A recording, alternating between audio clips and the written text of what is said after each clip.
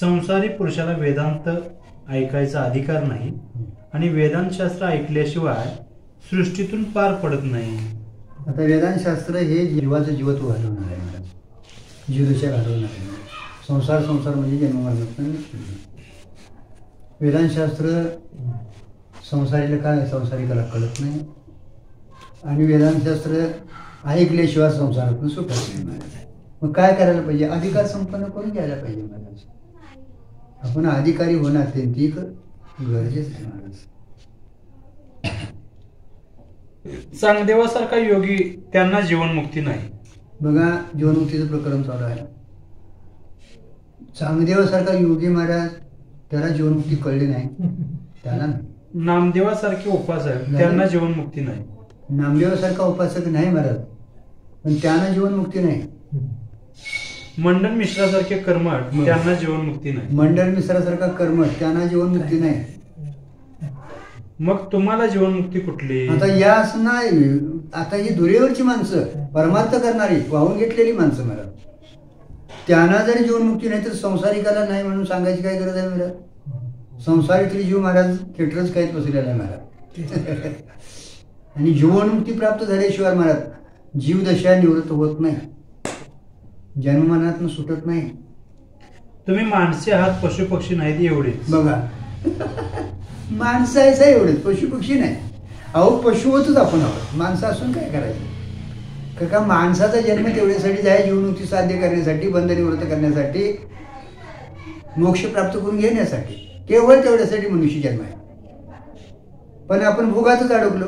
मग पशुपक्षी भोगातच आहेत. मग आपण पशुवत आहे का? पशु नाही, पशुवतच आहोत महाराज. माणसाचा आकार आहे पण भोग सगळे पशुवतच आहे. पशुपक्षी तुम्ही उपासक योगी, बघा, पशुपक्षी तुम्ही उपासक योगी सगळे जीवच, सगळे जीव. पण योगी उपासक कर्मठ हे मुक्त होणारे जीव. आता योगी उपासक कर्मठ मुक्त होतील, त्याने प्रयत्न केला तर मुक्त होणारे जीव आहे. अधिकार त्याने संपन्न केला. लक्षात घ्या, तुम्ही परमार्थात प्रयत्न केला तर मुक्त होता. हो, तुम्ही देखील प्रयत्न जर केला परमार्थात तर मुक्त होता येते. आणि मनुष्य जन्म तेवढ्यासाठी आहे. आणि पशुपक्ष्यांना तर प्रयत्नही करता येत नाही, त्यांना प्रयत्न करता येत नाही व कळतही नाही. आणि कळतही नाही मला. तुम्हाला मला कळतंय का नाही माणसाला? म्हणून मनुष्याने प्रयत्न करावा. प्रयत्न करावा तो परमार्थासाठी करावा.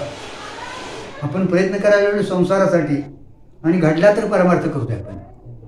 मिळाला तर, साधला तर, प्रयत्न चाललाय तो सगळा संसाराचा. ज्यांच्यात अहम आहे तो जीव, ज्याच्यात अहम आहे त्याला जीव म्हटले. अहम शरीरात आहे पण लोक शरीरालाच अहम म्हणतात. आता शरीरात अहम आहे म्हणजे चिदाभास आहे, पण शरीरालाच मी अहम म्हणजे शरीराला मी म्हणायला नाही, अहम शरीराला म्हणून. स्थूलोहम, कृशोहम, गौरोहम. मी स्थूल आहे, कृश आहे, गोरा आहे, काळा असं वाटतं ना देहा संबंध. ही सर्व स्थूलाला धरून भाषा आहे. स्थूल देहाला धरून सगळी सुरोहम, कृष्यहम, गोरोहम ही सगळी स्थूलाला धरून भाषा आहे. त्यांना प्रथम कसे शिकवावे लागते की त्यांना प्रथम असे शिकवावे लागते की अहम ज्याच्यात आहे तो आत्मा नाही, अहम आत्मा आहे. हा, आता ज्याच्यात अहम आहे तो आत्मा नाही, ज्यात अहम आहे पण तो आत्मा नाही, आणि अहम आत्मा आहे. अहमच आत्मा आहे. मनुष्य मेला म्हणजे त्यातील अहम गेले, पण अहम कुठे गेले ते कळत नाही. आता मनुष्य मेला याच्यातलं अहम गेलं पण कुठे गेलं कळत नाही. कुठेतरी गेले, मग त्या शरीराला जाळावे किंवा पुरावे. गेले एवढंच, कुठे गेलं काय माहिती कळत नाही महाराज. मग आता गेले की शरीराला कुठे आहे त्याला जाळावंच लागतं महाराज. अहम आहे तोपर्यंत शरीराला जाळू देत नाही. बघा, जोपर्यंत यात अहम आहे पुरं नाही तोपर्यंत जाळू देत नाही, पुरू देत नाही. तो अहम गेला म्हणजे मग काहीही करा तक्रार घालीत नाही. आता अहम यात नाही निघून गेला, काय करायचं? शरीर तक्रार करत नाही महाराज, कारण का ती जडच आहे. श्री ज्ञानेश्वर महाराजांची समाधी अहम गेल्यावर केली नाही. अहम असतानाच त्यांनी समाधी घेतली. आता त्यांची समाधी जी आहे ती अहम असतानाच समाधी केलेली आहे, अहम गेल्यानंतर नाही. काही लोकांची समाधी अहम गेल्यानंतर करतात, म्हणजे त्या प्रेताला ठेवून समाधी त्यावर बांधतात मला. अहम असतानाच त्यांनी समाधी घेतली आणि एखाद्या विशेष पुरुषाची समाधी अहम गेल्यावर करावी लागते. अहम असतानाच म्हणजे हालचाल असतानाच शरीर चालत असताना ज्ञानेश्वर महाराजांनी समाधी घेतली. काय विशेष पुरुषांची अहम गेल्यानंतर शरीर राहतं तिची समाधी घेतात, मागतात. हो, चार गोष्ट स्थूल देहाला आत्मा म्हणणारे चारवाक, संसारी, पामर आणि काही स्थूल देहात असणारा अहम त्याला आत्मा म्हणणारे ते विषयी. आता स्थूल देहालाच आत्मा म्हणणारे चारवाक, पामर, संसारी आणि काही स्थूल देहात असणारा अहम त्याला आत्मा म्हणणारे ते विषयी. आता स्थूल देहात जो आत्मा आहे अहम त्याला आत्मा म्हणणारे ते विषय आहे. आता ते विषय म्हणजे इथले तू वर जातो म्हणतात स्वर्गाधिकाला यज्ञाधिकार. हा, अहम हा उद्गार जडात निघतो की चेतनात? आता अहम हा उद्गार जडात निघतो का चेतनात? जडात निघतो म्हटले तर खांबात निघावा. जडात निघतो म्हणावं तर घटात पटात कांबात निघाला पाहिजे. चेतनात निघतो म्हटले तर चेतन निर्विकार आहे. आता चेतनात निघतो म्हटलं तर ती निर्विकार आहे, तिथे विकारच नाही. मग अहम हा उद्गार कोणाच निघतो? मग अहम हा उद्गार कोणात निघतो? कोणात? याचे उत्तर चेतनात निघत नाही एवढेच बोलावे. हो, चेतनात निघत नाही कारण का ते निर्विकार आहे. कारण अहम पदाचे वाच्य चिज्जड आहे, शरीर जड आहे. आता अहम पदाचं वाच्य चिज्जड म्हणजे दोन्ही मिळून लक्षात ठेव. वाच्य जे आहे ते आत्मा अनात्मा दोन्ही चिज्जड आहे. चिज्जड आहे. शरीर जड आहे, तमगुणाचे कार्य आहे म्हणून तमात अहम उद्गार निघत नाही. बघा आता शरीर जड आहे, तमगुणाचं कार्य आहे म्हणून शरीरात अहम उद्गार निघत नाही. रजातही निघत नाही, रजगुणातही निघत नाही. प्राणमंत्रीच्या अंतकरण सत्वगुणाचे आहे म्हणून अंतकरणात अहम असा उद्गार निघाला. बघा आता अंतकरण हे सत्वगुणाचं कार्य आहे म्हणून तिथं अहम हा उद्गार निघतो कारण का बुद्धी स्फुरण होते नाही. पण चैतन्याची सहायता घेऊन तेव्हा चेतनात निघाला नाही. पण तेव्हा ते अंतकरणात जरी निघाला सत्वगुण कार्य चेतनाची सहायता घेऊन तेव्हा देखील पंचमहाभूतात सत्वगुणाचं कार्यच आहे. तसं ती जडाच्या जातीचं जड नाही, जडाच्या जातीचं आहे. पण चेतनाची सहायता घेऊन घेतला म्हणून चेतनात नाही. हे दोन्ही तेव्हा चेतनात निघाला नाही पण चेतना वाचून निघाला नाही. केवळ चेतनात निघाला नाही पण चेतना वाचून निघाला नाही एवढं घ्यायचं. अहम पदाचे लक्षांशात व वाच्यांशात उद्गार निघाला नाही. आता अहम पदाच्या वाच्यांशात लक्षांशात उद्गार निघाला नाही. वाच्यांत उद्गार निघाला, वाच्यांशात उद्गार निघाला म्हणणारे कर्मठ उपासक आहे. आता वाच्यांशात निघाला म्हणणारे कर्मठ उपासक आहे कारण त्यांच्या मते लक्षांश लोकांतरामध्ये फिरत नाही. त्यांच्या मतात लक्षांश लोकांतर फिरत नाही व वाच्यही फिरत नाही. वाच्यही फिरत नाही, वाच्यांशच फिरतो.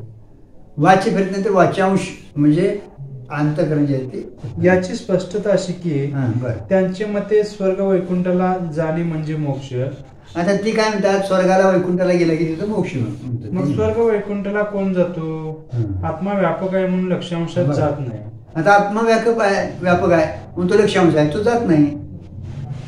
वाच्यांश अंतकरण ते परिचिन्न आहे. आता वाच्यांश अंतकरण ते परिचिन्न आहे म्हणून जाणारा येणारा वाच्यांश आहे म्हणून ते जाऊ शकतं. जाणारा येणारा म्हणून जाणारा सूक्ष्म शरीर आहे लक्षात ठेवायचं. आणि त्या वाच्यांशाला अहम म्हणणारे कर्मठ उपासक आहे. आणि त्या वाच्यांशालाच मी अहम म्हणजे आत्मा म्हणणारे कर्मठ उपासक आहे. त्यात एक कर्मठाचा अहम अंश स्वर्गाला जाईल. आता कर्मठाचा अहम अंश स्वर्गाला जाईल. 100 यज्ञ झाले की इंद्र होतो ना. 2 उपासकाचा अहम अंश वैकुंठाला जाईल. आता दुसरा उपासना केली तर अहम अंश वैकुंठाला जाईल. 3 संसारिकाचा अहम अंश पशुपक्ष्यांच्या योनीला जाईल. संसाराचा अहम पशुपक्षीच्या योनीला जाईल. आता योगी अहम पदाच्या लक्षांशाला अहम म्हणतात तरी पण ते मुक्त नाही. आता योगी अहम पदाच्या लक्षांशाला म्हणजे आत्म्याला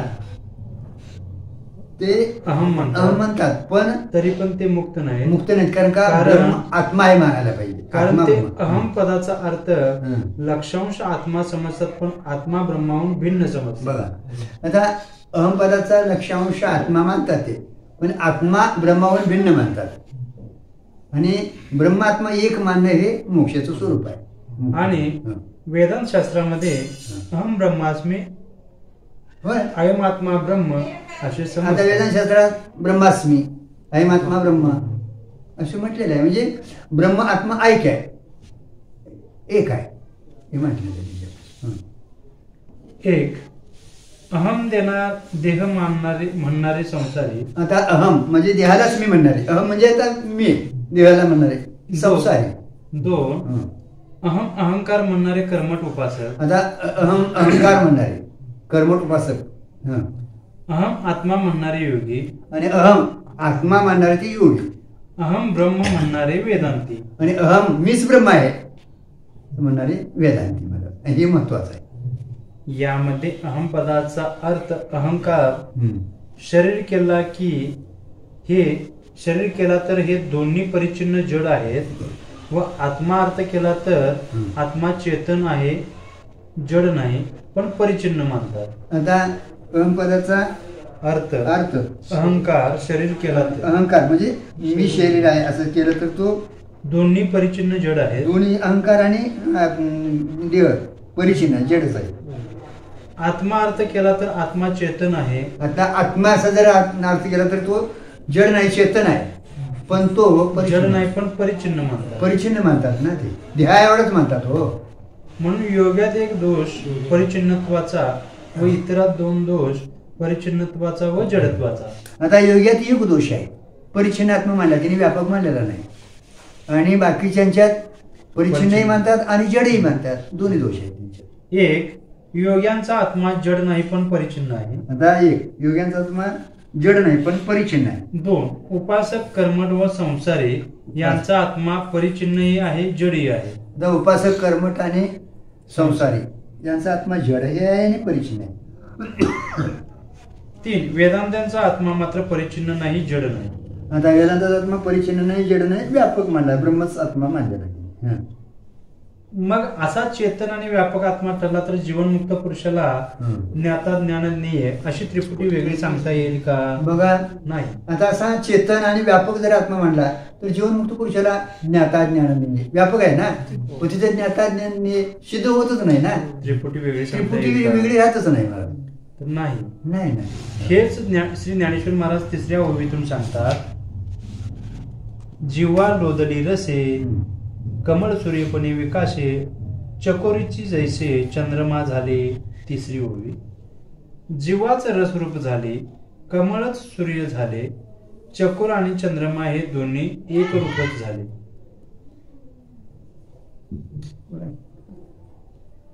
जीवाच रसरूप झाले, आता कमळच जीवाच सूर्य रस झाले. म्हणजे वेगळं काय नाही. आता आपली जीवा वेगळी आणि रस वेगळा आहे, इथे भेद आहे. पण अखंडार्थी उदाहरण आहे. कमळच सूर्य झाले, जीवाच रस झाली, कमळच सूर्य झाले, सूर्य झालं, चकोर आणि चंद्रमा हे दोन्ही एकरूप झाले. चक्कोर आणि चंद्रमा हे दोन्ही एक रूप झाले. यास जीवनमुक्त अवस्था म्हणावी. यालाच जीवन होतं. म्हणजे इथं कसलाही भेद सिद्ध होत नाही. जीवनमुक्त होणे हाच पुरुषार्थ आहे आणि जीवनमुक्त होणं खरा पुरुषार्थ आहे. आपण पुन्हा पुन्हा जीवनमुक्ती ऐकत जावी. बघा, कळाली जरी नसली तरी वेळोवेळा महाराज जीवनमुक्ती ऐकत जावं. वेदांतशास्त्राला महत्त्व द्यावं महाराज, आणि सातत्याने त्याचं श्रवण मनाने दिव्यासन श्रवण मनाने दिव्यासन करत खावं महाराज. एक दिवस बांधेल ना अंगावर, एक दिवस बांधेल अंगावर. जीवनमुक्ती कळणे वेगळे आणि जीवनमुक्त होणे वेगळे. आता जीवनमुक्ती कळणं वेगळं आणि होणं वेगळं आहे, अंगावर बांधणं वेगळं आहे. माणसाला जीवनमुक्ती कळत नाही तर जीवनमुक्त होतो कसला? कळतच नाही तर होतोय काय? अगोदर कळावी तरी, कळल्यानंतर व्हायचा प्रश्न आहे. हो, जीवनमुक्त पुरुष पुढे विधेयमुक्त होतोच. हो, आता तिला काही विधेयमुक्त होऊ म्हणायची काही गरज नाही. मनुष्याला जीवनमुक्ती ही प्रयत्नात नाही. मनुष्याला सगळी शास्त्रे शिकता येतील पण जीवनमुक्ती कळायची नाही. सगळी शास्त्र तुम्हाला शिकता येते पण जीवनमुक्ती कळायची नाही. त्याला पवित्र असावं लागतं, हे त्याचं विशेष रूप नाही. शुद्ध अंतःकरण असावं लागतं शास्त्र. सगळी शास्त्र कळते तुम्हाला, चतुर्बुद्धीचं ते काम आहे. जीवनमुक्ती कळायला जीवनमुक्ती ऐकावी लागते. जीवनमुक्ती कळण्यासाठी जीवनमुक्तीच ऐकावी लागते. आता मी जन्माला यायचाच नाही असा निश्चय असावा, याचे नाव जीवन. बघा, जन्माला यायचंच नाही, कारण का आपलं स्वरूप जे आहे ते तिन्ही काळात अबाधित आहे ना, नित्य आहे ना. जन्म कुणाला? आणि त्याला जन्म आहे. हो, कधी आहे कधी नाही, त्याला जन्म आहे. महाराज आपला आत्मा नित्य आहे, तिन्ही काळात तो अबाधित आहे, त्याचा नाशच नाही महाराज, बाद होत नाही. म्हणून जन्म कशाचा महाराज? म्हणून आपण जन्मातीत आहोत. हे लोकांना कळतच नाही. हेच लोकांना कळत. जन्म नाही रे आणि तुका म्हणे माझी भाग म्हटले महाराज, हेच लोकांना कळत नाही. लोक उगीच एकादशीला मेला किंवा काशीत मेला त्याचेच महत्व गातात. एकादशीला मेला काय बघा मुक्त झाला म्हणतात, काशीत मेला त्याचं महत्व गातात. काशीत मेला म्हणजे काय मुक्त होतोय महाराज? अरे असे मरण यावे की मला पुढे जन्म येणार नाही बघा, असा निश्चय असावा व देह पडावा तो धन. असं मरावा की मला जन्मच नाही असा निश्चय व्हावा, देह पडावा. झाले की आयुष्य संपलं की देह पडतो मला, पण देह पडायच्या अगोदर असा निश्चय व्हावा की मला जन्मच नाही. जसे जन्माच्या जन्म मरणा आधीच आपण आहोत. जसे कितीही कलीचा काल असला तरी पुरुषास मी कधीही गरोदर होणारच नाही असा निश्चय असतो. बघा, कलियुग किती जरी असला तरी कलियुगात पुरुष गरोदर होईल. तसा मला पुढे जन्म येणारच नाही असा जीवनमुक्ताचा निश्चय असतो. तसं मला पुढे जन्म येणारच नाही असा जीवनमुक्ताचा निश्चय असतो, किंवा आपण करत राहावं महाराज. जीवनमुक्त पुरुषाला विषय राहत नाही, त्याला विषय रूपाने राहतच नाही जीवनमुक्त पुरुषाला. कारण का वृत्ती आत्माकार होऊन बाहेर पडली ना, ब्रह्मरूपाने तत्वमसी महावाक्य झाले ना. आता दिसणारे सगळे वस्तू जे आहे ते ब्रह्मरूप आहे. जरी दिसत असलं तरी अलंकार, सोनं जसं अलंकार रूपानं प्रतीला येतं, पाणी जसं तरुण रूपानं प्रतीला येतं, तसं हे विश्व ब्रह्मरूपानं त्यांना प्रतीला येतं. त्याच्या पुढे झालंच नाही असा निश्चय होतो महाराज. तरी पण दृष्टीला दिसतंय ना, दिसते तोपर्यंत तो ब्रह्मभावच तिथं प्रतीला येतो. किंतु विषय ज्ञाता स्वरूप होतो आणि ज्ञात्याचे स्वरूप प्रमाता राहत नाही. आता विषय ज्ञाता स्वरूप होतो आणि ज्ञात्याचं स्वरूप प्रमाता राहत नाही. कारण का प्रमाण पुढे प्रमेय राहिलेला नाही ना, तर प्रमाता होईल महाराज. तर तो प्रकाशक होत असतो. तो प्रकाशित म्हणजे साक्षी होतो, तो प्रकाशिक होतो. प्रमाता होणे वेगळे. जसे वस्त्र म्हणजे सूत आले का? सूतच. वस्त्र म्हणजे सूत, सूत म्हणजेच वस्त्र, कारण ते सुताचेच बनलेले आहे. वस्त्र सुताचं बनलेलं आहे. तसे रस कशाने कळतो? जिव्हेने. आता रस कशाने कळतो? जिव्हेने. ती जीवाच रसरूप झाली. आता इतर रस वेगळा आणि जीवा वेगळी नाही, जीवाच रसरूप झाले. जसे सून म्हणजे सासू. सून म्हणजे सासू जाते, ती पुढे सासू होतीच ना. कारण ती पुढे आपला सूनपणा घालवून सासू पदावर जाते म्हणतो. होय, सूनपणा घालवते सासू पदावर जाते ना ती एक दिवस. सुनेला सासूच म्हणायचे तर उपादानच कार्यरूप झाले. उपादान कोण? आता सुनेला सासूच म्हणायचं, उपादानच कार्यरूप झालं. आता याला उपादान कोण? ब्रह्म. बघा आता आले का? त्या ब्रह्माचे सगळे विवर्त आहे. आता त्या उपादान कारण आता इथं ब्रह्म मानलंय, लक्षात ठेवा. माया प्रधानानं ब्रह्म हे देखील घालवलं तिथं. सगळं उपादान कारण ब्रह्मच आहे आणि उपादानाचा कार्यप्रवेश असतो, हे सगळं आहे ते ब्रह्मच आहे. मला सगळ्याचे विवर्त किंवा सगळ्याचे परिणाम ब्रह्म नाही, किंतु ब्रह्मच विवर्त सगळे जग आहे. बाकीच्यांचा परिणाम सगळ्याचे विवर्त म्हणजे झालेल्या सगळ्याचे परिणाम किंवा सगळ्याचा परिणाम ब्रह्म नाही, तर ब्रह्माचा दिसणार हे सगळं विवर्त आहे. दिसणार हे जग सोनाचं अलंकार रूपाने जे दिसते ना, अलंकार हे त्याचं विवर्त आहे. लक्षात ठेवायचं, अलंकार हे सोन्याचं काय विवर्त आहे. अलंकाराचं सोनं झालेलं नाही, पण सोन्याचं मात्र अलंकार झालं. तसं ह्या जगाचं ब्रह्म झालेलं नाही, ब्रह्माचंच जग, त्यालाच विवर्त म्हटलंय. मला अधिष्ठानच त्या रूपाला प्रतीला आहे.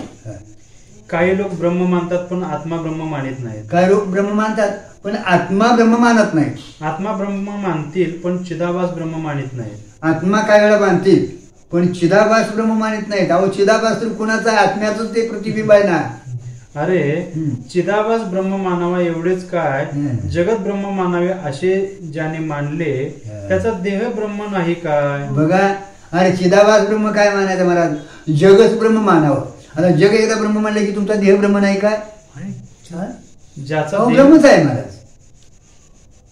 ज्याचा देह ब्रह्मरूप झाला त्याचा चिदाभास ब्रह्मरूप झाला नाही का? आता ज्याचा देह ब्रह्मरूप झाला त्याचा चिदाभास ब्रह्म झाला नाही काय?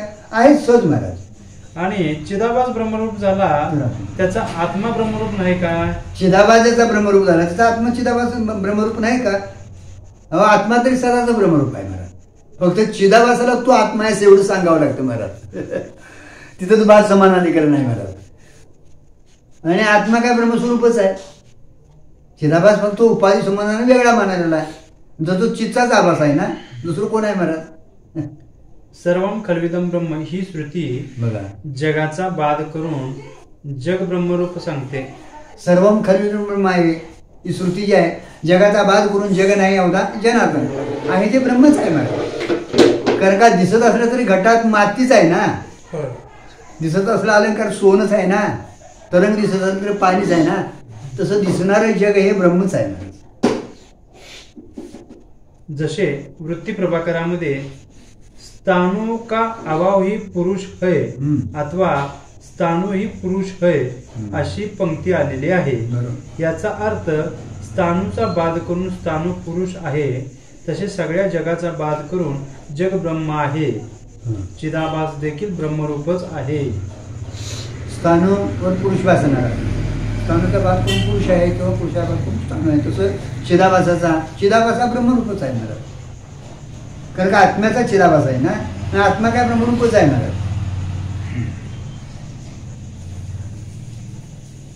जसे हे नवरा बायको एक आहेत म्हणजे स्त्रीचा बाध करून नवरा बायको एक तसे अहम ब्रह्म चिदाभास म्हणतो ते खोटे नाही. त्या नवरा बायको एक आहे.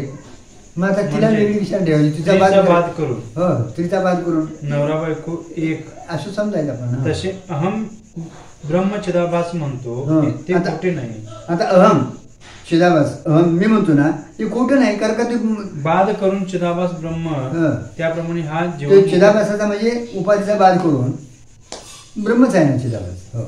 त्याप्रमाणे हा जीवनमुक्त पुरुष विषयांचा बाध करतो. आता त्याप्रमाणे या सगळ्या विषयांचा जीवनमुक्त काय करतो? बाध करतो. म्हणजे विषय नाही ब्रह्म आहे. मग सगळे ब्रह्म समजतो हे सगळ्यांना कळते काय? आणि ते ब्रह्म समजतो. बाध करणं म्हणजे आहे त्या अधिष्ठानाखंड पाहणं. बाध मध्ये नाश नाही त्याचा. तर अलंकाराचा बाध करायचा आणि सुवर्णपानं पाहायचं म्हणजे अलंकार नाही आहे ते सोनं आहे. दिसून येत नाना प्रकारचं सोनं पण आहे ते अलंकार दिसून द्यात आहे ते सोनं. तसं हे जग नाही अवघा कोण आहे ब्रह्म आहे असं पाहणं.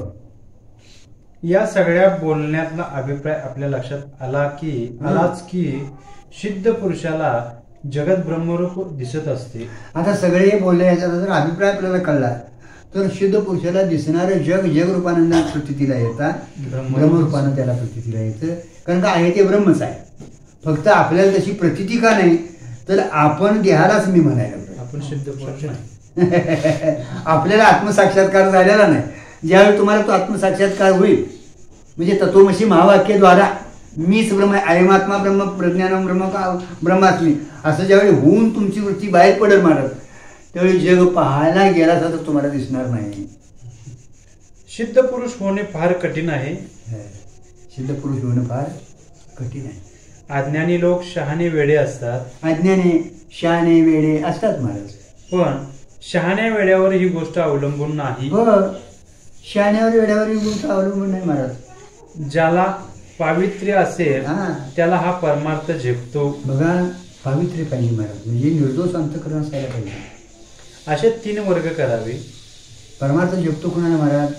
पावित्र्य ज्याला आहे त्याला म्हणून कुठलाही दोष लागता कामा नाही अंगावर आपल्या येतं काम. एक शहाणा 2 वेडा दुसरा वेडा आणि 3 पवित्र. पवित्र हे 3 वर्ग केले.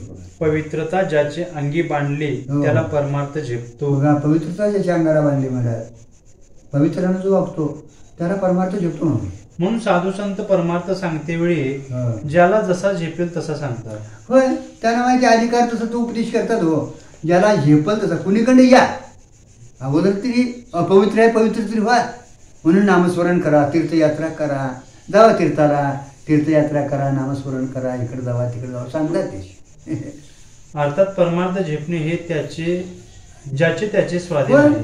परमात्मा झेपणे ज्याचे त्याच्या स्वाधीन आहे महाराज. तुमचा जेवढा अधिकार असेल तसा आहे तिथं. परमार्थाची उच्च भूमिका जरी कळली तरी झेपणे पावित्र्यावर अवलंबून बघा, आहे. कळली भूमिका हो आपल्याला, पण झेपती कुठे महाराज?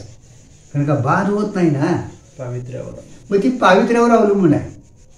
अंतःकरण शुद्ध नसल्यामुळं ते ग्रहण करत नाही, बाकीचे संस्कार जात नाही, संशय जात नाही, निसंदेहबोध होत नाही, टिकत नाही, टिकत नाही. अंगावर बांधत नाही, लागलीच खाली घसरते. मी माझं म्हणायला सुरुवात करते. म्हणून कोणाला हे झेपेल सांगता येत नाही. कुणाला झेपल? अहो काय तुमच्या ते सांगता येत नाही. देहानं तुम्ही आम्ही दिसतोय हो, पण पवित्र अपवित्र हे अंतःकरणाचे धर्म आहेत. ते काय बाहेर कळते महाराज? नाही कळत. ज्याचं त्याने तपासायचं. हो, असा संसार नाही. असा मात्र संसार नाही. संसार सगळ्यांचाच सारखा आहे. हो, संसार सगळ्याचा सारखा आहे. राजा असला तरी अमृत पित नाही, होय, राजा असला तर काय अमृत पितोय? व गरीब असला तरी तृण खात नाही. आता दरी असला तर काय वैरण गावात खातोय? एखादा श्रीमंत पण प्रतिकूल अदृष्ट असेल तर त्याला सुख लागणार नाही. श्रीमंत आहे पण प्रतिकूल आदर्श असेल, घरात कोण सगळी बोरं बघित नाहीत, पोरं बघित नाहीत, चांगलं वागत नाहीत, काय करायचं? श्रीमंती त्याला सुख मिळत नाही. एखादा गरीब पण अनुकूल अदृष्ट असेल होय. तर त्याला सुख लागेल. गरीब आहे, खायला अन्न पाणी नाही, पण सगळी अनुकूलता आहे ना, त्याला सुख लागते ना. असे संसारात सुख दुःखाचे वैचित्र्य आहे. सुख दुःखाचा संसार जवळ ज्याचं जसं आदर्श असेल तसं. कारण एक सुख दुःख पाप पुण्यावर अवलंबून सुख दुःख आहे. हे पाप पुण्यावर अवलंबून आहे. 2 गरिबी श्रीमंती अदृष्टावर अवलंबून बघा, आहे. गरीबी श्रीमंती आदर्शावर अवलंबून आहे. 3 परमार्थातील उच्च भूमिका झेपणे पावित्र्यावर अवलंबून आणि आहे. परमार्थाची उच्च भूमिका झेपणं पावित्र्यावर अवलंबून आहे. म्हणून पवित्र तुझे ही वाणी पुण्य होतं. जो ते अच्युत सर्व तयाच्या चिंतने तर ती ऋषी म्हटले. त्याच्याच महात्म्याचं नुसतं चिंतन केलं तर ऋषी माणसं तरुण जाते. अतिशय पवित्रपणा महत्वाचा आहे ना. म्हणून कुणाचं तरी खाऊ नये, कुठं तरी संगतीत जाऊ नये, कुणाचा तरी संग करू नये म्हणा. तुझं हुकूम झाले ना. सार गोष्ट पवित्र पुरुषाला ज्ञाता ज्ञान देय ही त्रिपुटी परमात्माच बनला असे सांगावे. बघा, पवित्र पुरुष आहे ना, त्याला ज्ञाता ज्ञान दिये, ध्याता ज्ञान दिये, त्रिपुटी आहे, तो परमात्माच बनलाय. सांगावं महाराज, त्याला झेपतं ते. व शहाणा असेल तर त्याला ज्ञानेंद्रिय सत्वगुणाचे, प्राण रजोगुणाचे. आता शान असेल तर त्याला ज्ञानेंद्रिय सत्वगुणाचे, प्राण रजोगुणाचे, विषय तमोगुणाचे बनले असे सांगावे आणि लागते. विषय तमोगुणाचे बनले असं सांगावं लागतं. सांख्य शास्त्रकारांना हे कळले नाही म्हणून त्यांनी प्रकृतीचा परिणाम मानला. आता सांख्यशास्त्राला हे कळलं नाही महाराज, म्हणून त्यांनी प्रकृतीचा परिणाम हे जग मानलेला आहे. वल्लभाचार्यांना हे कळले नाही म्हणून त्यांनी चैतन्याचा परिणाम मानला. वल्लभाचार्यांना हे देखील कळलं नाही म्हणून चैतन्याचा परिणाम त्यांनी जग मानलेला आहे. पण मायेचा परिणाम व चैतन्याचा विवर्त आहे असा सिद्ध पुरुषाचा अनुभव. बघा, मायेचा परिणाम चैतन्याचा विवर्त ही सिद्ध पुरुषाचा अनुभव आहे. विवर्तवाद अजतवाद सांगण्यामध्ये आहे. आणि विवर्तवाद अजतवाद म्हणजे झालाच नाही, दिसतोय तर मग तो मायेचा परिणाम चैतन्याचा विवर्त म्हटलेला आहे. पण काही लोक आग्रही चैतन्याचा परिणाम केवळ प्रकृतीचाच परिणाम मानतात. ते आग्रही आहे तो वल्लभाचार्य किंवा ते परिणाम चैतन्याचा मानतात, काय केवळ प्रकृतीचा मानतात. मग साधू संत दयाळू असल्यामुळे त्यांचा विरोध न करता त्यांना असे शिकवतात की आता साधू संत दयाळू आहेत, त्यांचा विरोध करत नाही, त्यांनी कुणाला विरोध केलेला नाही. फक्त तुम्ही मानता त्याच्यापेक्षा हे असं आहे म्हणून सांगितलं. अविद्या नाहीच, पण भासलीच तर तिला अनिर्वचनी मानावी. अविद्या नाहीच म्हणून स्वरूपाच्या ठिकाणी कुठं अविद्या आहे महाराज? आता भासलीच तर तुम्ही अनिर्वचनी माना, कारण का अजातवादात जग झालंच नाही. अविद्या नाहीच जग होईल कसं महाराज? अविद्या आहे का? अंतःकरण तुमच्या ठिकाणी अज्ञान आहे का? अज्ञान असतं तर झोपेचं तुम्हाला ज्ञानच झालं नसतं. तिथं तुम्हाला स्मरण आहे ना, मी काय जाणत नव्हतो, सुखाने झोपलो होतो. हे कोण सांगतं महाराज? जागा झाल्यावर तिथं अज्ञान सिद्ध होत नाही.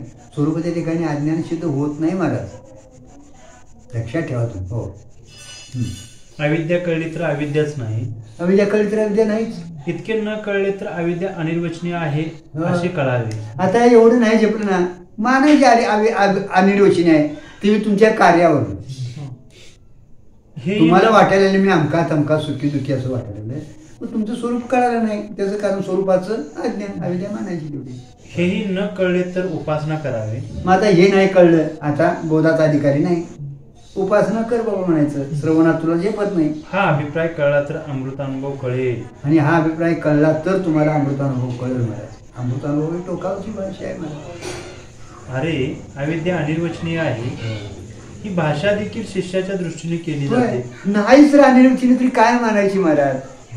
अविद्या अनिर्वचनीय आहे ही भाषा साधकाच्या भूमिकेत नाही याच्या संताच्या भूमिकेत नाही साधकाच्या भूमिकेत नाही शिष्याच्या भूमिकेत नाही साधूंच्यात नाही. झालंच नाही तरी तिथं कशाला मानतील ते महाराज. झालंच नाही तरी अनिर्वचनीय तरी काय मानायचं महाराज. गुरुच्या दृष्टीने बघा तर ती तुच्छ रूप असत आहे. गुरुच्या दृष्टीने तुच्छ रूप असतच आहे वंद्या पुत्राप्रमाणे केवळ नामात्र सत्ता आहे स्वतंत्र असं त्याला नाही सत्ता. अनिर्वचनीय आहे ही भाषा देखील शिष्याच्या दृष्टीने होय. केली जाते. गुरुच्या दृष्टीने नाही हो नाही हो तुच्छ रूप असत आहे. असतच आहे नाहीच तर ती म्हणून माया न स्वीकारली तरी भासते बघा भागते. नाही स्वीकारली तरी भागते महाराज. काय गरज भागते. आहे भागते. स्वीकारलीच तर ती अनिर्वचनीय पण माझा सत्य तर स्वीकारायची नाही. तुमची समजूत घालण्यासाठी ती अनिर्वचनीय मानायची भागते. हो. स्वीकारलीच तर अनिर्वचनीय पण सत्य तर नाही. बघा स्वीकारली तर अनिर्वचनीय सत्य तर नाहीच महाराज. त्याला श्री एकनाथ महाराज हरिपाठामध्ये दृष्टांत देतात. हरिपाठ अंग आणि छाया हो. जयापरी एक हरी. एकनाथ आहे हरिपाठ. जशी मध्यान्हकाली पडछाया नसते पण सूर्यास्ताची वेळी ती कितीतरी लांब पडलेली दिसते. बघा तुमची सावली हो दिवस 12च्या डोक्यावर आला की ती दिसते नाही पायाखाली असते महाराज. आणि दिवस मावळा गेला की लांब जाते. मध्यान्हकाली छाया पायाखाली येते मध्यान्हकाली छाया पायाखाली येते व सूर्यास्ताची वेळी लांब जाते. सूर्याच्या वेळी लांब जाते. तसं तसे पवित्र पुरुषाच्या पायाखाली अविद्या येते. पवित्र पुरुष असलं ना त्याच्या पायाखाली अविद्या येते व संसार करणाऱ्याच्या डोक्यावर मिऱ्या वाटते. संसार करण्याच्या डोक्यावर तीच अविद्या मिऱ्या वाटते. छाया जशी पायाखाली येते तशी माया पायाखाली यावी. आपली सावली पायाखाली जशी ती तशी माया ही आहे ना ती पायाखाली यायला पाहिजे म्हणजे कळवून तिला नाहीचा निश्चय करावा महाराज. याकरता परमार्थ आहे आणि त्याच्यासाठीच परमार्थ आहे. सूर्यास्ताच्या वेळी लांब पडलेल्या छायेवरून हं. जशी उडी मारता येत नाही. बघा आता सूर्यास्त झाला की छाया लांब पडली ना उडी मारता येईल तिच्या पलीकडे तुम्हाला त्याप्रमाणे तसे विषयी पामरांना माया उल्लंघन करता येत नाही. बघा विषय पामर त्यांना माया उल्लंघन करता येत नाही मला. माया उल्लंघन करायची असली तर आपण पवित्रच व्हायला पाहिजे. पण हळूहळू तिला पायाखाली घ्यावे म्हणजे तो जीवनमुक्त होतो. हळूहळू हळू प्रयत्नाने माझ्या कर्म करावं मर्देश वाढवा उपासना करावी शुद्धी करावा साधून चतुर्थी संपत्ती संपादन करावी गुरुला शरण जावावं मला. आणि हळूहळू श्रवण मनन निर्यासन तो पदार्थ शोधन इथं पत्र जर गेलो तर ती हळूहळू पायाखाली येते आणि नाहीचाच निश्चय होतो महाराज.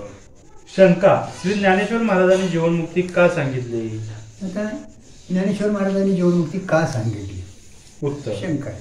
काही लोक जीवनमुक्ती मानित नाही होय व काहींना कळत नाही. काही लोक मानतच नाही. जीवनमुक्ती मानायला तुमचा उपादान कारण माया अज्ञान आहे ना निवृत्त झालं हे पडतो असे शास्त्रकार मानणारे काय आहेत मला काही ना कळतच नाही मला. असा जीवनमुक्तीचा वाद आहे. असा जीवनमुक्तीचा वाद आहे. काय ना कळत नाही. अजातवादात जग मानित नाहीत. बघा अजातवादात जग मानित नाही तर जीवनमुक्ती कुठली. बघा जीवनमुक्ती कुठली महाराज. कारण का जग मानलं तर तुमची जीवनमुक्ती ना.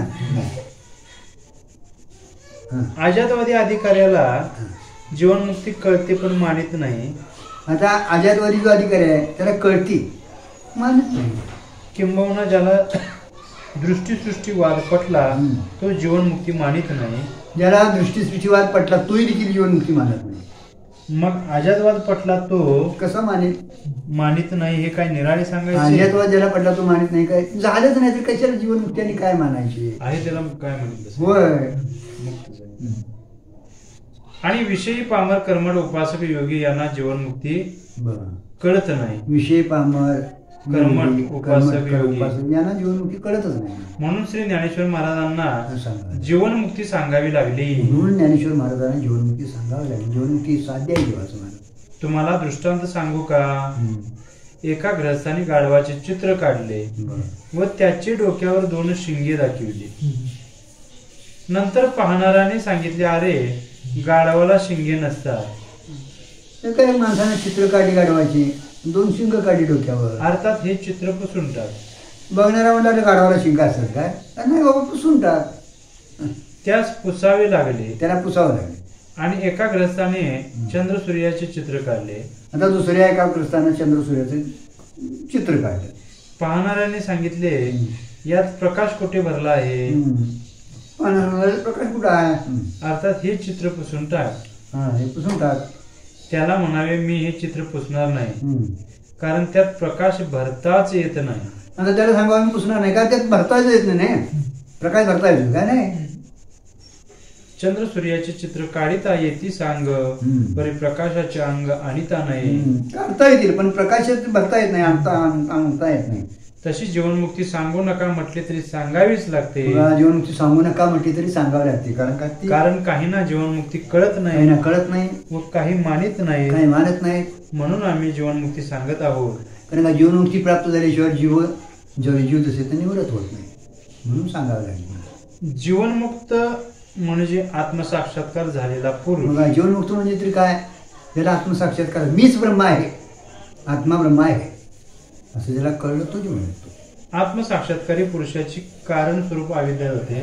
बघा, आत्मसाक्षात्कारी पुरुष जो आहे त्याला कारण असणारी अविद्या, जीवादशेला कारण असणारी अविद्या ती निवृत्त होते. तत्कार्य संचित जाते आणि त्याच कार्य असणारं संचित जळून जाते. क्रियमान लागत नाही. पुढे क्रिया होते पण क्रियमान लागत नाही. तादात्म्य सुटलेलं असतात व प्रारब्ध उरते. आणि प्रारब्ध ते भोगून त्याला जीवनमुक्त म्हणायचं. याला जीवनमुक्त म्हणतात. प्रारब्ध भोगतो त्याला जीवनमुक्त म्हणायचं. अज्ञानी जीवाला अविद्येसह संचित शिल्लक राहत. आता अज्ञानी जीवाला अविद्येसह संचित शिल्लक राहतं. कारण का अज्ञान जोपर्यंत जात नाही तोपर्यंत संचित जळून जात नाही. क्रियमान लागत असते आणि तादात्म्य असल्यामुळे क्रियमान लागतच. क्रियमान लागत असते व प्रारब्ध भोगावे लागते. क्रियमान लागत असतं, प्रारब्ध भोगावं लागतं आणि संचित जो साठा जादा होतो. ही स्वसंवेद्य गोष्ट आहे आणि ही ज्याच्या त्याला कळत. म्हणून आपण प्रयत्न करत जावं. आपले कितपत तादात्म्य सुटले एवढं तरी कळावं आपल्याला. आपली समजूत कुठपत्र झाली आहे एवढं तरी कळावं महाराज. शब्द स्पर्शादी पंचविषयी इंद्रियाने कळतात.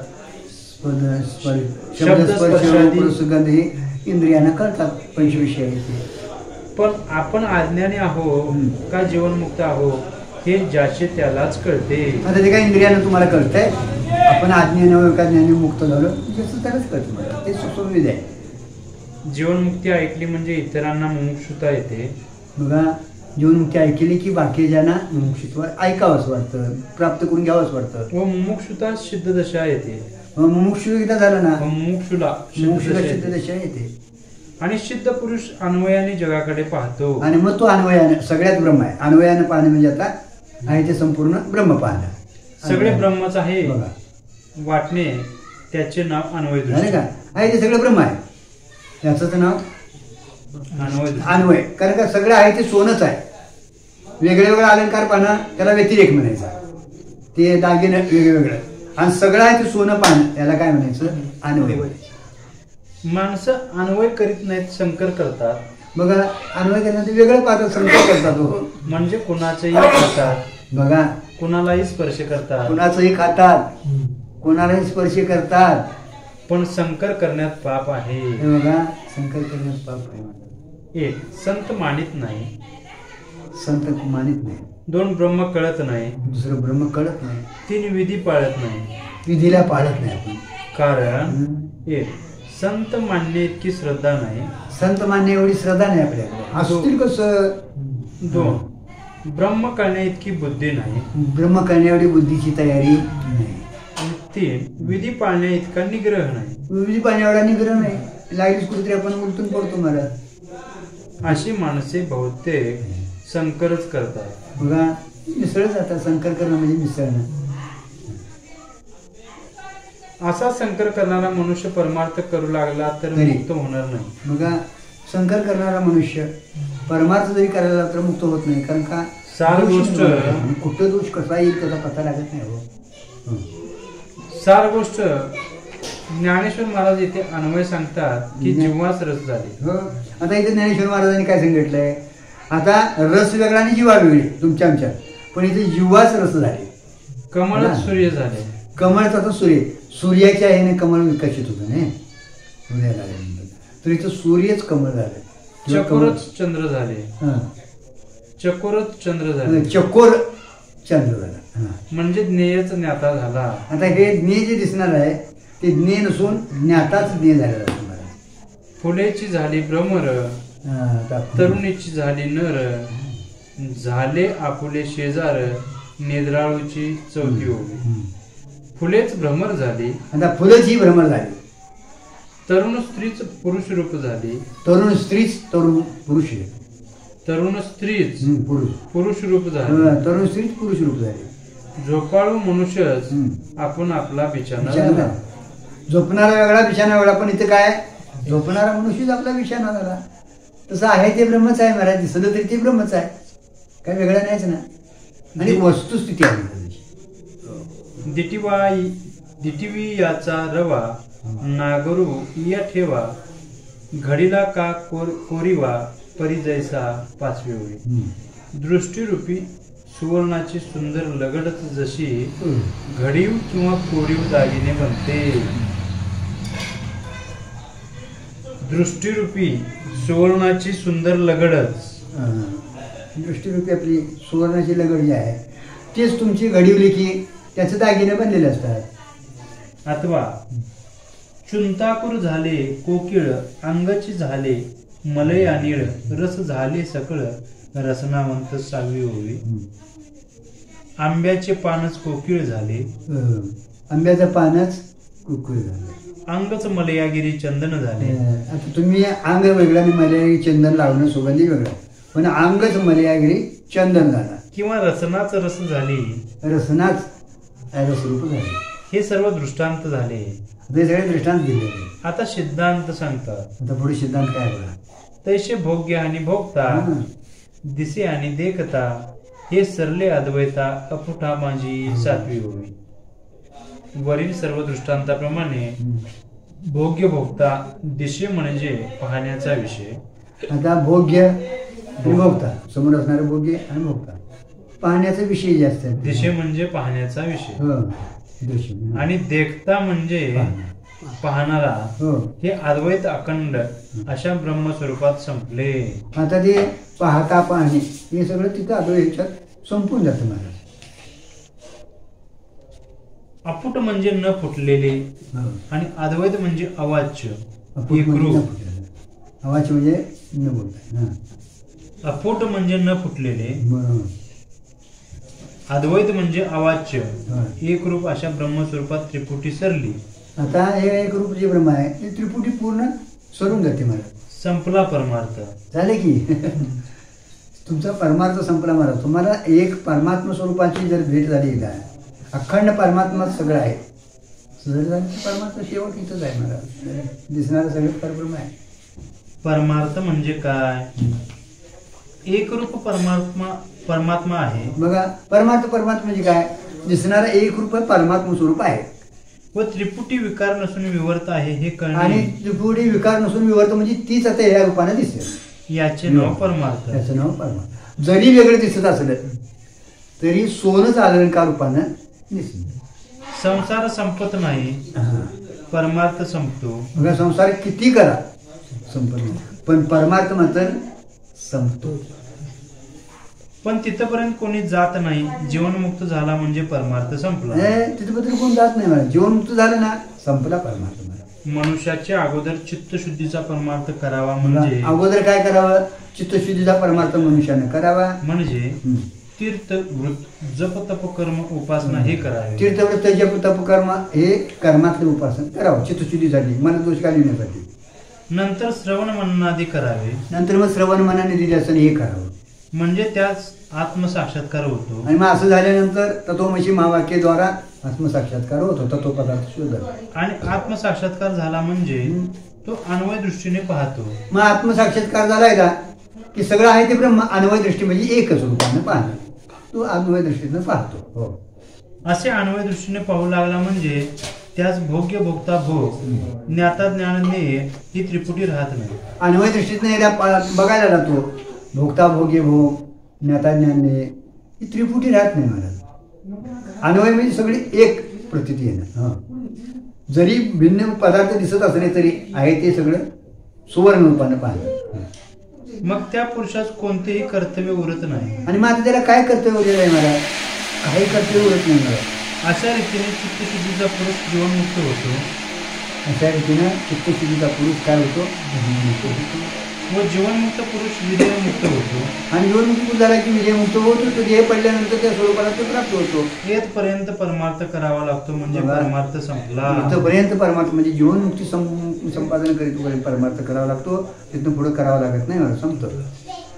तृप्ती झाली त्यांची साधनेसाठी आपली आत्मतुष्टी त्यांची आता क्रिया नाही मला. संसारही सगळ्यांना करावा लागतो. संसार सगळ्यांना करावा लागतो. परमार्थही सगळ्यांना करावा लागतो.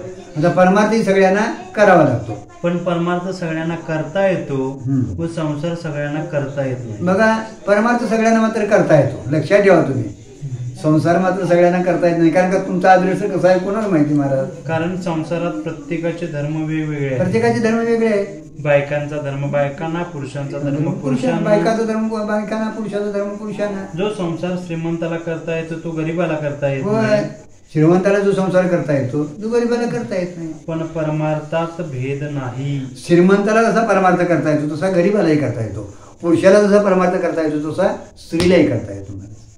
एक सगळ्यांना करता येतो तो परमार्थ. सगळ्यांना करता येतो त्याला परमार्थ म्हटलंय. दोन सगळ्यांना करता येत नाही तो संसार. सगळ्यांना करता येत नाही त्याचं नाव संसार आहे.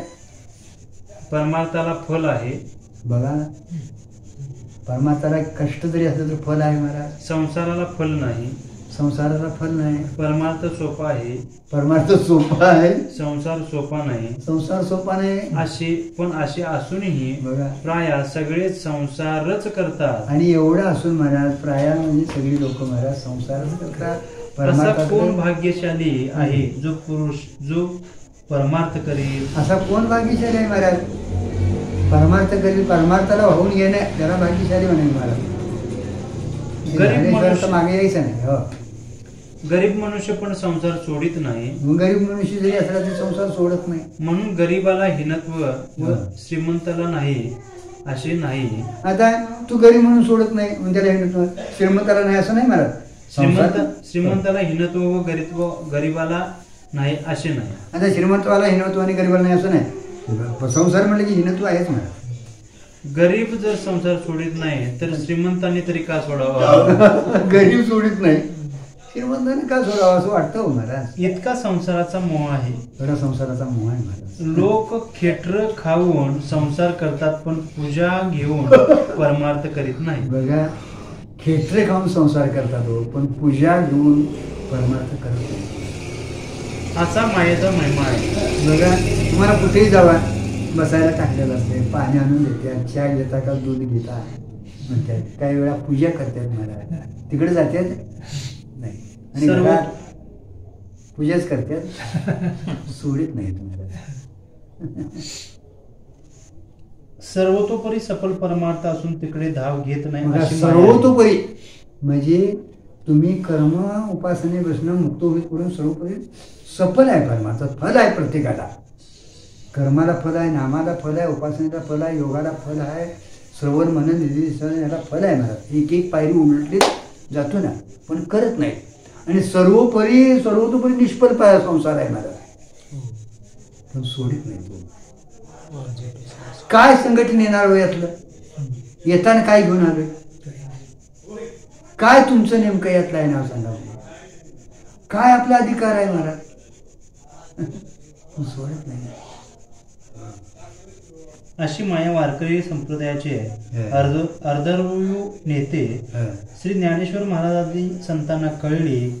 आम्ही वारकरी झालो, पण वारकऱ्याची महती आम्हाला कळली नाही. बघा, ही माया सर्व वारकरी संप्रदाय अर्धारयू म्हणजे धुळेवर असणारे ज्ञानेश्वर महाराज, त्यांना हे कळलं महाराज. पण आपण वारकरी असून आपल्याला हे कळलेलं, हे कळवून घेणं अत्यंत गरजेचं आहे महाराज. ज्ञानोबा यांनी हे तुम्हाला कळवल्यानं सांगितले, मातेच्या अंतःकरणानं सांगितले महाराज. अध्वर्यू नेते म्हणजे धुळेवर असणार, धुळेवर असणारे. पण ज्ञानदेवी ऋषीला ज्ञानोबाने महान मोठं कार्य केले महाराज. परंतु कळलीच तर वारकऱ्यालाच कळेल म्हणून वारकरी होत जावे. कळलंच तर वारकऱ्याला कळेल महाराज, म्हणून वारकरी जावं. वारकरी होईत जावं महाराज, वारकरी होईत व वारकरी संप्रदायातील संतांचे अनुकरण करीत जावे. आणि मग वारकरी संप्रदायाचे वारकरी आहेत ना, संत आहेत ना, त्यांनी जसं वागतात तसं आपण त्यांचं अनुकरण करायचं आहे. सार गोष्ट संसार इतका वाईट आहे, पण तो आपल्याला सुटत नाही. एवढा वाईट संसार आहे महाराज, पण सोडित नाही. आणि परमार्थ सोपा आहे, पण आपण रामकृष्णारी म्हणत बसत नाही, म्हणत ते जमतच नाही महाराज. त्याचे कारण वैराग्य नाही. का वैराग्य नाही? सुटत नाही. वैराग्य असणाऱ्याला ब्रह्मदेवाचे भय वाटत नाही. बघा, ज्याला वैराग्य आहे, काय ब्रह्मदेव तुम्हाला येऊन करणार नाही? काय नाही, ब्रह्मदेवाचं भय वाटत नाही. काळाचं तर नाही तुम्हाला, किंबहुना काळाचे भय वाटत नाही. काळाचं देखील भय वाटत नाही जरा. आणि विषयासक्ताला चिरटाचे देखील भय वाटत असते. विषयासक्त रात्रीचं दार उघडून जायला तर चल बाहेर म्हणते मुतायला कुणाला. बाहेर माणूस गेल्याशिवाय लगेला जायत नाही महाराज, एवढं भीत येते महाराज. चिरटाचं देखील भय वाटते. तेव्हा संसारासारखा अनर्थ नाही, संसारासारखा महाराज अनर्थ नाही, व परमार्थासारखा लाभ नाही. परमार्थासारखा लाभ नाही. संसार ज्याने जिंकला त्याला जीवनमुक्ती साधते. बघा, ज्याने संसार जिंकला त्याला जीवनमुक्ती साधतेच महाराज. म्हणजे संसाराचं महत्व कळून घ्यावं आपण, ते मिथ्याही ठरवावा, आणि मी त्यातला परमार्थ स्वरूपानं ब्रह्मा हेच कळून घ्यावं महाराज. आता भोग्य भोगता भोग अशी त्रिपुटी व्यवहारात दिसते. आता भोग्य भोगता भोग ही त्रिपुटी जरी व्यवहारात दिसली तरी दिसते, तरी पण ती त्रिपुटी कोणापासून झाली? ती त्रिपुटी कोणापासून झाली? तर एकापासून झाली. तर एकापासूनच झाली ही गोष्ट श्री ज्ञानेश्वर महाराज पुढील दृष्टांताने सांगतात. एकापासूनच झाली हेच ज्ञानेश्वर महाराज तुमच्या दृष्टांताने सांगतात. कुंडली वरदारी विठ्ठल श्री ज्ञानदेव.